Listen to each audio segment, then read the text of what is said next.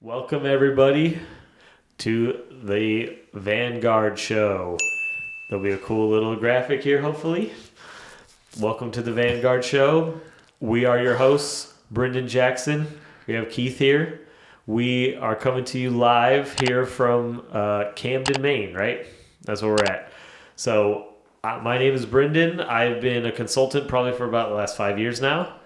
And we made this show to talk about things that aren't really talked about very much in a very open forum discussion, remove a lot of the political and or dramatic essence of modern events, as well as just how things are nowadays, people's daily struggles, dealing a lot of things are financial nowadays, dealing with modern problems, if you will, first world problems, if you will, and they are legitimate problems that could be solved and never really, a lot of them didn't even have to exist. But this podcast is meant to voice that and also just voice me and Keith's sentiment. We want to help the world. We want people to have access to information that's actually going to be able to empower them to be able to make good decisions for their family and think about their future and think about their real future beyond even this life. So thank you so much for tuning in. Today we got a lot of great stuff to talk about. It's our pilot episode. How long have we been planning this, Keith, to freaking for make months, this show? Thanks to Jake's van, we're finally getting it done. Yeah, we really are. It couldn't happen without him, because this whole setup couldn't happen. Everything in the back, you'll see everything. Well, I'm sure we'll have B-roll for a lot of this as we create it, but this is not a one-man show. That's definitely for sure. So we want to give a big shout out. I'm sure we'll have all the appropriate links to all of our people. Jake's going to be the first one. So again, thank you guys so much. So today what I want to talk about, first of all, is I want to talk about the whole reason I even started this business and how it all began in the first place. A little bit about my story, kind of reiterate.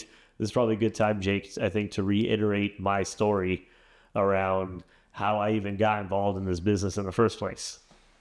That's why the first time that me and Jake met, he helped me get TikTok famous to talk about this story. And I'm going to talk about it today in a better forum where I have a better understanding of what really happened. Give a little bit of context. Then we'll talk about how me and Keith met up after that and how we got involved in similar witnessing certain legal disputes happen and how that's been a driving force in our work. Yeah, this water's really good. They got well water out here. Yeah, comes pretty good. So I was born in Arlington. My dad got a job at the GSA when I was around 3 years old. And when he went, this is where I'm about to find out. So we'll find out here in later episodes. I'll give you guys more of the details. I'm writing a whole album about this. But allegedly, when my dad got the job at GSA, he had some sort of military position. Not sure what that is. I don't know. But he was involved with the GSA as a project manager, and all you guys who have been following me for years know that the GSA is involved in all the financial contracting within the government. So my dad was building all this stuff for different government agencies, and then allegedly he was also in other places doing other things without our knowledge. Okay, so I'm not going to say what those things are, but he got hemmed up. He ended up getting hooked on substances, ended up forging a doctor's signature, got thrown in prison. I was really young when that happened. I was 8 when that happened the first time. Happened a couple times. But the first time it happened, it inspired me to learn how to become a judge, because I thought, and I was told, that becoming a judge would allow you to do that kind of thing, right? So that's what from a very young age, I'm learning about the law and where the law comes from, its origins, the biblical origins, because we were Baptists, so we had a lot of biblical study and background. And so that went on for some time. And then as I got older, when I got into high school, I saw one of those. Yusuf L did his best videos are the ones where he reads old books or really good books about certain topics, especially about the financial system and the political and government system today. So he talked about how the birth certificate was not just like an indication that you were born or a record of what you were born. It has certain features to it that make it more like a security. There's certain elements to it that have that.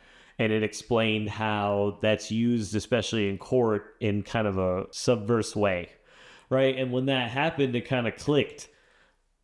Then somebody told me later that everything that the courts are doing is taxable. So we won't talk about that today, but basically we got into certain little niche topics that like very few people, nobody wants to learn about taxes, right? Like, Jake, if you ever thought to yourself, if I told you, bro, for the next 4 years, you're going to learn about taxes, you're probably not going to be very excited, right? Most people are not.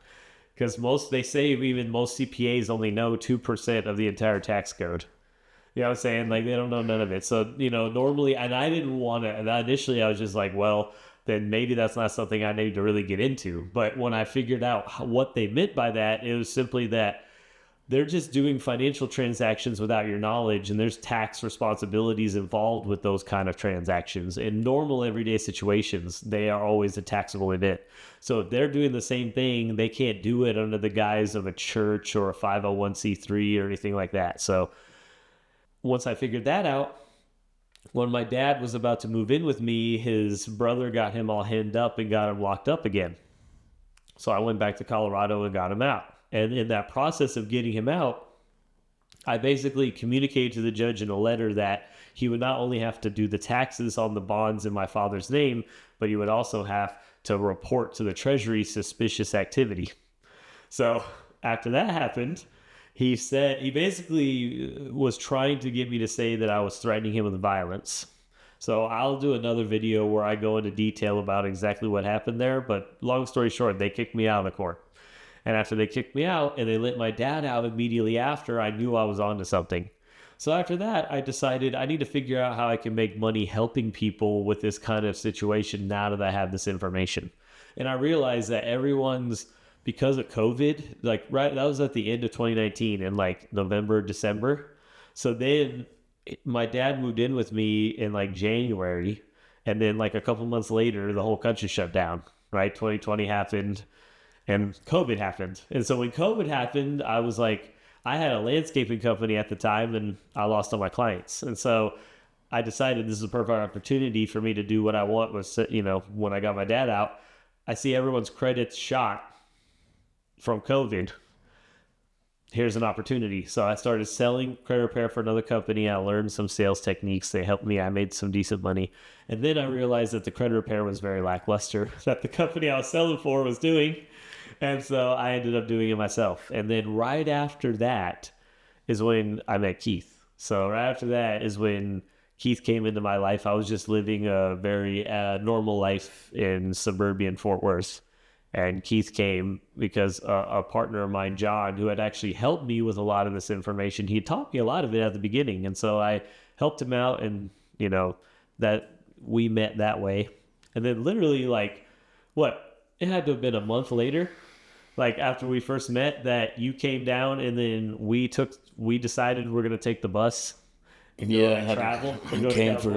Somebody came for a case, be a witness in a courtroom for the case. So that's how me and Keith got involved. Is that our partner guy John, who we were working with, he got hemmed up in some legal stuff, and you agreed to be just a witness, just to see it happen, because he was done dirty. You know what I'm saying? You just want witnesses there if you can have them. Oh, so absolutely. I mean, the Texas system will do you dirty. I mean, we'll have whole stories about that later. I've been interviewed multiple times by news outlets in Fort Worth about this. So again, that'll be another subject for another day. But after the witnessing happened, they went after me.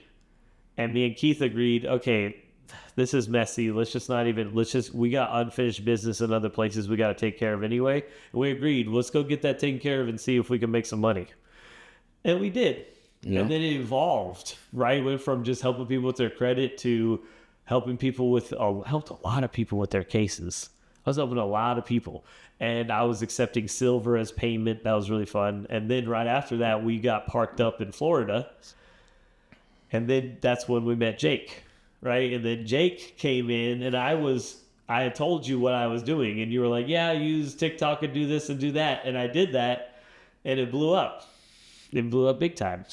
Then we started getting involved in like funding and finance. And that started going pretty well.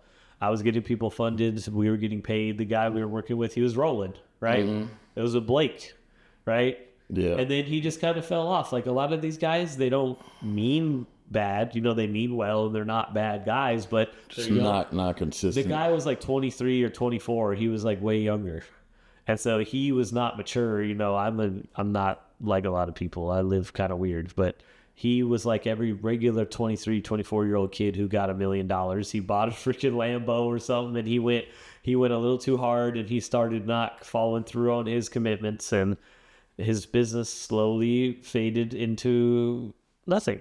You know, I mean, I'm sure he hits me up every now and again that he'll charge me, you know, $40,000, $50,000 to start my own funding business. But thankfully we have that already, so it's going to be a no for me. But anyway, Keith's been there for the whole thing. And so it evolved because originally my goal was just to help people. And when you get taught this information about the government and the financial system, there's a lot of rhetoric inside of it that people don't know that is not correct, right? Basically, back in the 70s and 80s, the government called it, they didn't used to call it the sovereign citizens. They called it the anti-government movement because they basically were trying to say that these people didn't think that they had to follow the authority of the government. And so the confusion around all that is that, yes, the Constitution was written to be a restraining order on the government, but it was also predicated upon the people having the wherewithal to actually govern themselves. That was the whole idea, is that if you're going to come to America, you govern yourself. And if you don't govern yourself, you get punished by the law. That was the idea. But people don't know how to govern themselves. And so the government has to actually go and do things for people. They do it.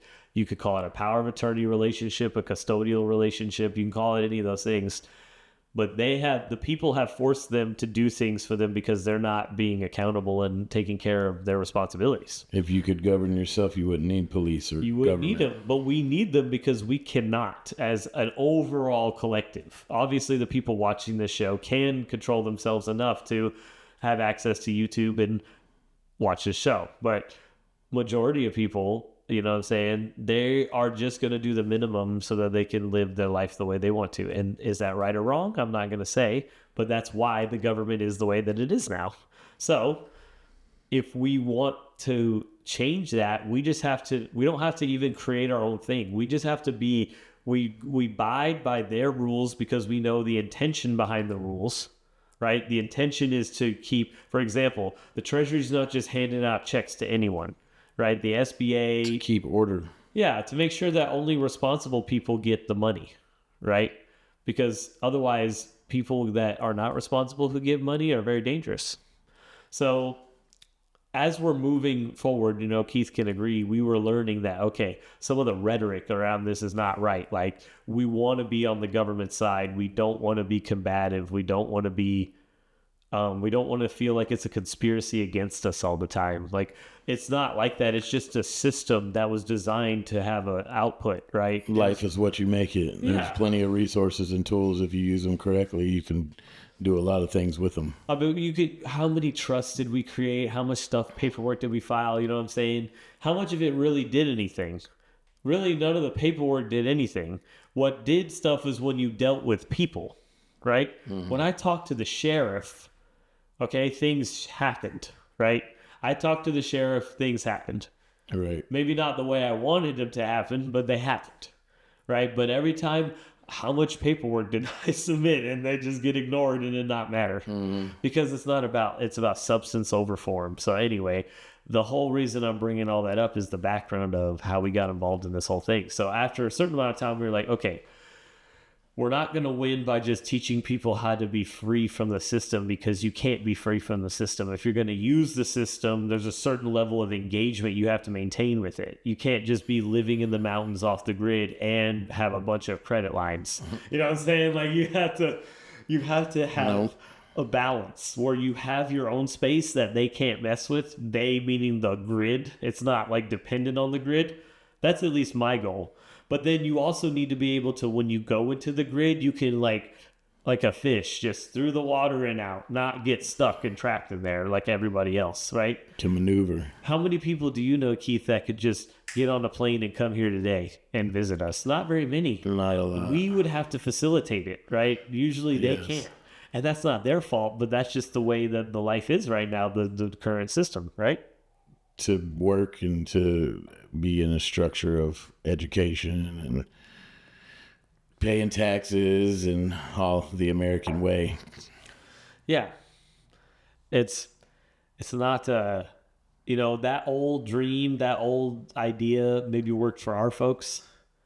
But nowadays, I think that the America will thrive off of taking responsibility for being the ones that, since we're the ones who create all of the money, all the stocks, all the bonds, all the securities, all the paper, since 90% of the entire capital market, which means all the paper, 90% of it comes from the U.S., then that means that us as U.S., we can call us whatever you want, right?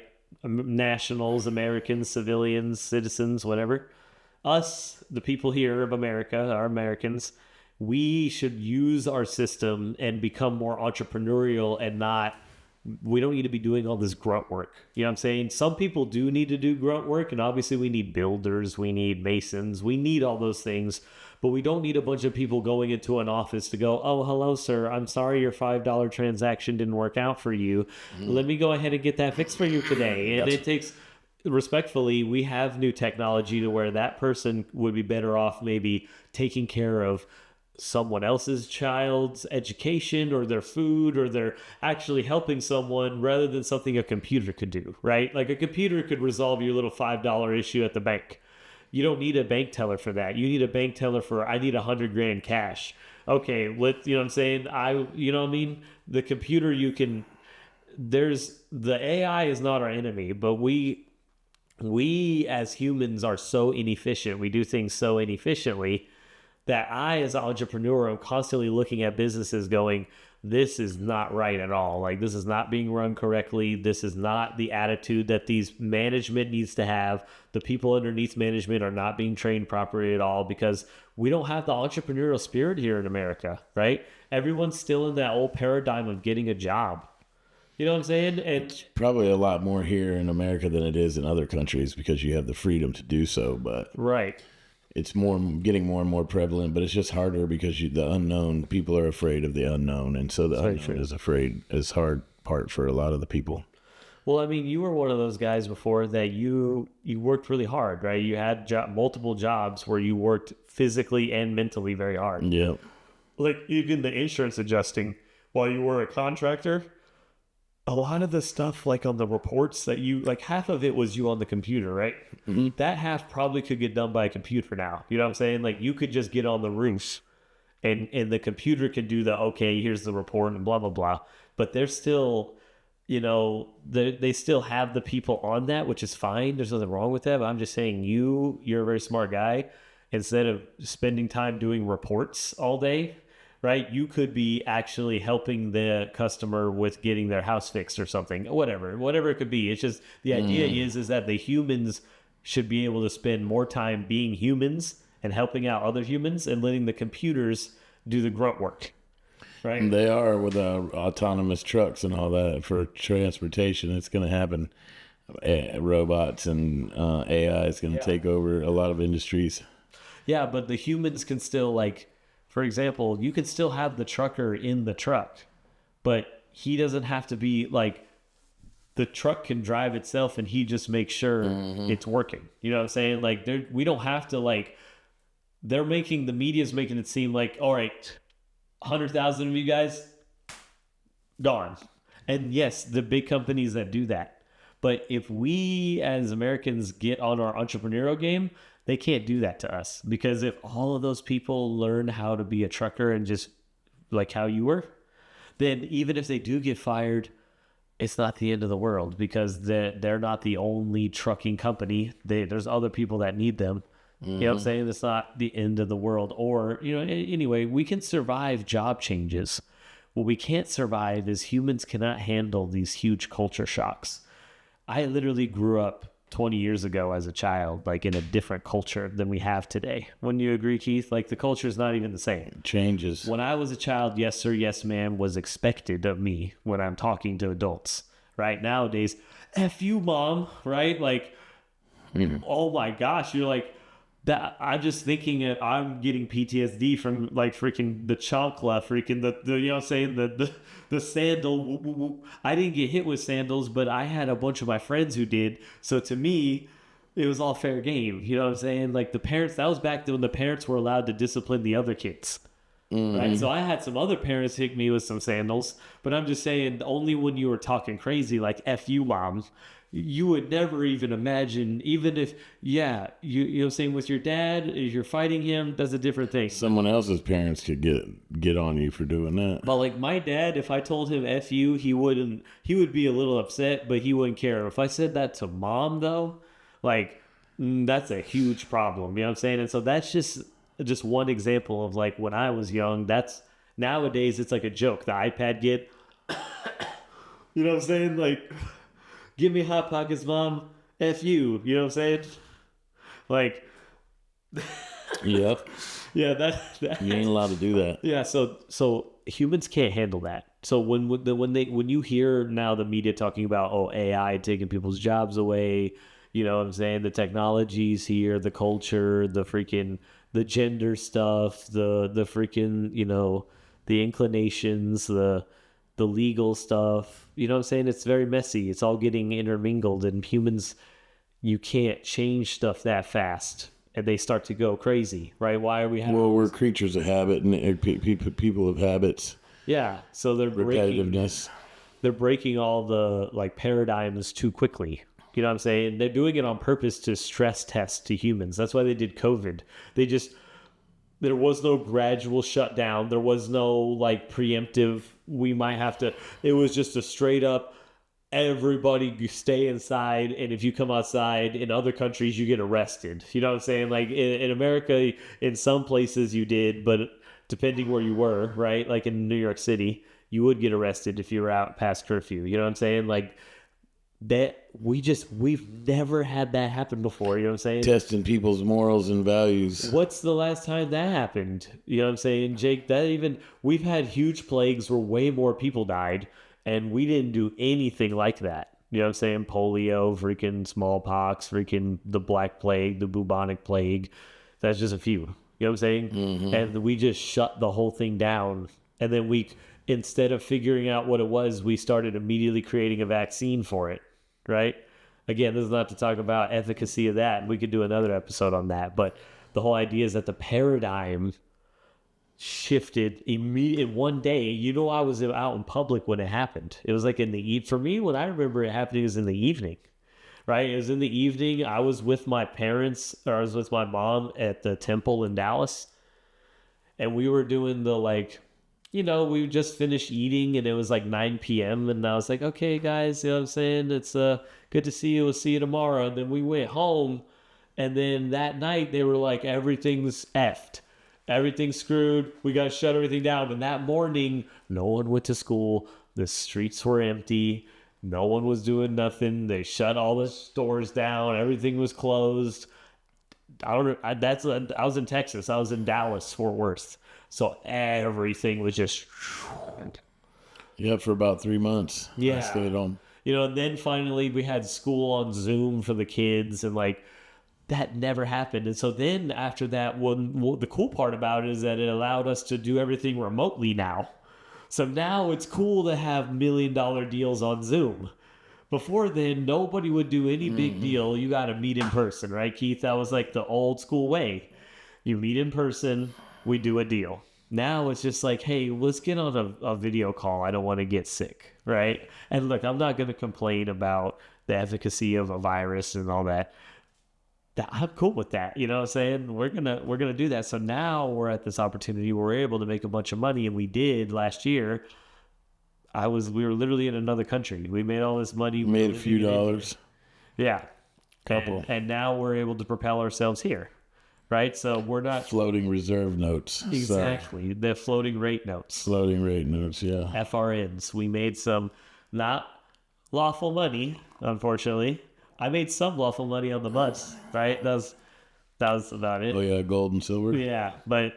I think Florida's governor said that they can use gold and silver for payments of obligations. Mm-hmm. Accepted and received payments. That's legit.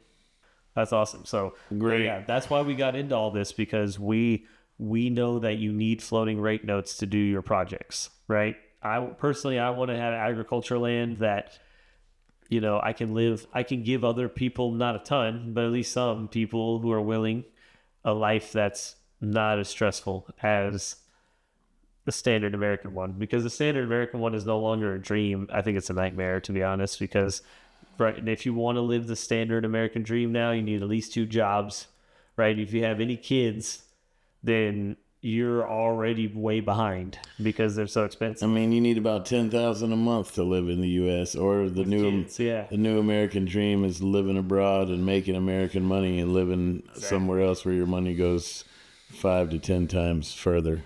Exactly. Thailand, India, Philippines. It was amazing. Literally, Keith, each of us cost like $300 a month to live in that place, and that's with like when they would buy extra stuff, right? They'd buy stuff from the market and, you know, buy us little shirts and stuff. And you can pretty much live anywhere over there for $1,000 to $2,000 a month, no problem, with rent, food, with the water, U.S. with everything and U.S. service. everything, and someone to cook and clean and do your laundry. Yeah, it's great. That's if you're living by yourself in a big house. If you rent out a room, like in a place, you could do $100 a month in rent on a room, and then $200 a month in food and everything else. If you wanted to be real frugal about it, right? If you want to live like a king, yeah, $1,000 a month will get you going. Sorry. People who make $1,000 a month there, that's like 1 lakh. They make like 80,000 rupees, 85,000 rupees a month. They're balling. Those people are considered ballers. But inflation is eating everybody up. So, because they're just printing it more and more. And more. Yeah. But getting more gold, access to more gold is going to be big time. I mean, it went up just the other day to 3,400 and something change, 34 and change. That's the highest I've ever seen it in my lifetime. And it probably will continue to go up because it's the only thing that's really valuable, which is silver and gold. But that's if you can't take anything with you anyway. So it's not really worth anything unless somebody wants it. Well, yeah, we say it's worth so much, but there's such a big market that you're safe getting it because there's going to be a big enough group of people who think it's worth something. Well, all these electronics have silver in them, I'm sure. Yeah. That's the one I don't really sell. I just buy and hold silver. Silver is definitely a commodity that we need to have built you've batteries. Never traded silver, right? No. You only do gold because it doesn't move. It doesn't move as much as as you would like it to. Yeah. So I did have a big bus that I used to have that was like a tour bus that we used to go around and ride in, but it didn't serve. What kind of bus was it? A Prevo, a tour bus, but it didn't serve a purpose anymore. So we got rid of that after we used it for a few years, and now we are on to other things. We got a plane instead. Yeah, airplane. Right? Yeah, I like it a lot better. It's just safer to fly than it is to drive, but I would agree with that, man. If you need it and you want to go places and you want to do the maintenance and all that, a big bus or RV or van is a good thing to have because you can go pretty much anywhere in them and stay anywhere and live anywhere. I know a guy who lived in a van and did plumbing and made a bunch of money just doing that, saving and saving and saving, and then went and traveled the world. So yeah, we met him in India. He can do it. Right? He can do anything. Is that what you're talking about? Mm-hmm. Yeah, we met him in India. He knows who he is if he's watching this. And it's a good idea. But I know some people too in different parts of the Southeast. And Jake too. It's like when you want to live that travel lifestyle, it's kind of the old way of making money, saving, and then living the lifestyle you want, and then living off your savings, and then having to go back and work and make money and save, and then go back and do that. Because once you've tasted the freedom, going back to the work stinks. You know what I'm saying? Like, you do not want to go back to it. Like, when I lost all my landscaping clients, I did not want to go deliver for Amazon, dude. But I made it work because they didn't hound me, and I didn't have like a boss, and I was just out on my own delivering. And they didn't have no That was back before they had cameras and all that extra stuff in the vans. Mm-hmm. So I could, like you with UPS, it could be by myself, and like I only talk to them in the building when I get there. You know what I'm saying? When I pick up and drop off. Mm-hmm. So I could tolerate that. But as soon as I got my entrepreneurial stuff making enough money that I could quit, I immediately quit. Yeah, it's hard to go back once you go to entrepreneurial things or working for yourself, as many of you probably know that it's just the better way. You know, like when you work for yourself, they let you make your money and then they tax you on whatever you say is left over. So Yep. we have business expenses and things that we have to take care of for the business, which is our business trust, of course, because Then like all these mics and the computers and all this stuff, this is all part of the business, and technically it's an expenditure, so it ought not to be taxed. Yep. So then as an employee, we got to get our tax money right away. So when you work, they take it from your check right away. So that's why you get a return, because usually you pay more than what you owe, and so but they're taking it up front and then figuring it out later. So you basically gave them a free loan until tax time. You gave them free money to hold on to. If you pay 25% of your labor, you're pretty much giving away a quarter of your labor for free. I mean, you pretty much work for free for a quarter of the time. So if you worked, I don't know, 2,000 hours in a year, which is what most people work, would be like 500 of those hours you would just give away for free because you have to pay the tax. You know, just because they tell you you're paying your fair share. Well, for the roads and the kids, got to pay for the kids. Though the Grace Commission, you know about that? Didn't I read that for you? But the education, they say it goes to education, but I thought the lottery pays for that. The Grace Commission is Ronald Reagan did a study on what happens with our tax dollars. He said 99% of it goes towards paying interest on the national debt. Only 1% goes towards paying for government expenditures. 0% goes into public works. So none of the money you pay in income tax on the federal level goes towards any project at all. It all goes towards paying the interest on the bonds they have outstanding. Unless you live in a state like Florida where there is no... Well, that's state tax. The state I'm saying tax. Just the federal income tax. Federal. Mm-hmm. It doesn't go towards anything. That's what Reagan said. The federal income tax is only for paying interest on the national debt. That it doesn't do no public works, doesn't do nothing. So that's why I don't personally feel bad about doing certain things to mitigate our taxes, right? We're never going to sit up here and say you don't pay any. But hey, yeah, I mean, you're going to pay some, and then there's credits too, though. A lot of people like Musk probably doesn't pay tax. He probably gets paid a buttload of tax credits, right? That's why he's mad at Trump, because he's taking them away. Anyway. But like, you know, there's tons of tax credits for real estate. So not all of that's what they own is real estate and businesses, and so there's tons of tax credits based on around and alternative energy. He's in alternative energy too, so they also use tax credits to women who have kids because they want them to be able to take care of the kids. So it's a good idea, you know what I'm saying?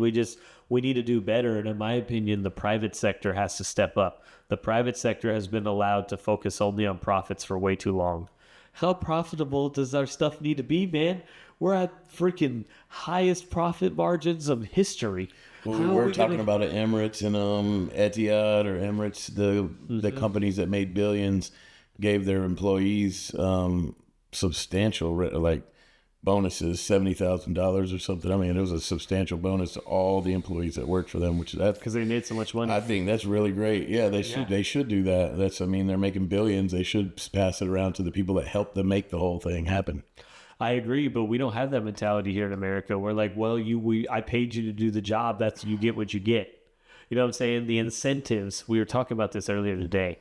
The incentives are everything, right? I had an incentive to help people with their problems because I knew that I would get paid to do it, and I didn't feel bad about it because I knew how valuable the help was. But I didn't like how little, there's too much room for error where the client could mess it up. You know what I'm saying? And a lot of times they were working with other people that were giving them conflicting advice, and so it just never worked. And so it's all about incentives. Imagine, guys, at your job, let's just say you guys work, I don't care if you work in a fast food place, at a warehouse, you work in an office.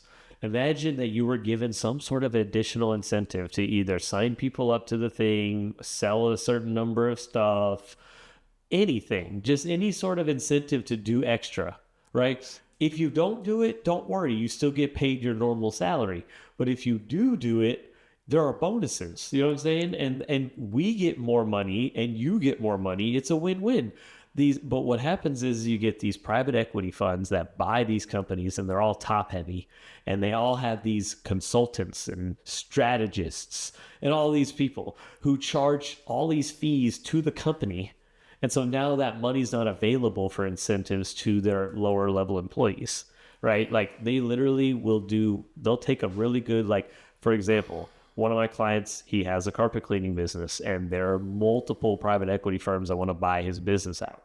But he knows that if they buy it out, that they might not know how to do the carpet cleaning right. So he has to do a deal where they give him half the money up front, and then he manages it for 2 years, and then he gets the other half upon exit. Right. So it's like, that's just, I don't know if he went through with that or not, but he did that because he knows these private equity guys are going to come in, and what they do is they cut costs immediately. So that way profits go up in the first quarter, and then they're going to try to sell it off to some sucker later. You know what I'm saying? And then they're going to load up the company with debt and take out loans and pay themselves these fat fees. So that's why you see a lot of these luxury hotels and you know, like certain hotel brands getting stuff wrong, because even though you're paying, like I was at Nobu Hotel, and I'm going to contact the freaking manager and tell him, like, look, the facility was super cool, really cool. We had a really nice room, but for example, the phone didn't work in there. And when we called to get it fixed, some person who didn't speak English was brought up to try to fix it and didn't know how to fix it. Right. And then when we go downstairs, we go to the restaurant, and they're not even keeping our waters full. You know what I'm saying?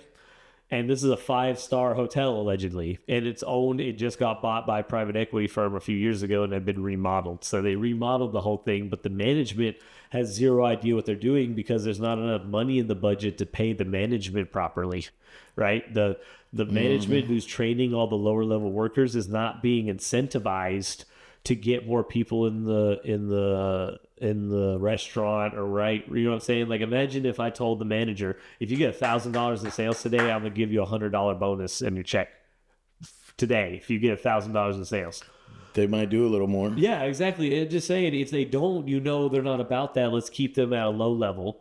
But if they are about that, they can make more money, and I can climb faster, and we can help our company get rid of all these bum managers that ain't doing nothing, right? Right. So like we have that in our business. Everybody on the team has an incentive. If Jake brings something, if you bring something, everyone gets paid for that. Everybody has incentive. That way, everyone knows that if I bring business to the table, I'm going to get taken care of. It might not be, you know, it doesn't have to be spectacular. It just has to be enough for it to be worth the little bit of extra. You know what I'm saying? So this is a call to all you private equity firms. We're Jackson Vanguard LP over here. We're going to do it the right way. If you guys don't get it right, all you guys are going to get beat out, because we're going to have the money to do it, because we will do it. I have the people. Like, I've talked to some genius guys with AI and tech. These guys are freaking... Did you hear, Daniel, how smart that guy is? Mm-hmm. That dude's a genius. You know what I'm saying? So these guys are being stifled by the private equity people who have all the money. They're the ones with all the money, and they think they know, like, about, like, brand new industries that nobody knows about, right? And the guys are trying to explain it, and they're like, "Well, how can I make a bunch of fees, right? Like, how can I get them juicy fees?" That's all they care about. So we are going to change that culture here in America, because if we get rid of the excess greed, people will like us again. Like, people will start to respect us again. We are. They are kind of greedy. We are greedy in America, I guess. All right. So we resolved that we could go on forever. So to wrap up the story, after me and Keith nailed it down for a little bit, we got people like Jen and a few others on the team, and they've all stuck around. And now we're here at the place where we've rebuilt and rebranded into Jackson Vanguard. And now we're focused on professional services, meaning I started with consulting, helping people with their credit. Now we're including those as well as getting funded, helping people do trust and estate planning, doing strategic consulting, helping people negotiate deals. Right now I'm helping a guy with his credit union. Avoid probate. Yes, avoiding probate, unnecessary legal fees, like how to handle cases. Some, cases are easy, that are easy to deal with, not like big ones, but little guys.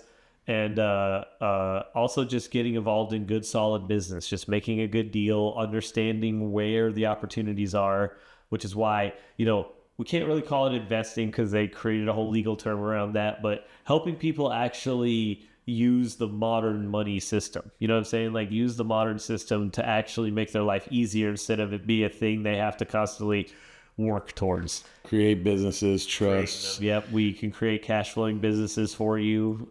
We know how because we've built them before. Working online, working abroad.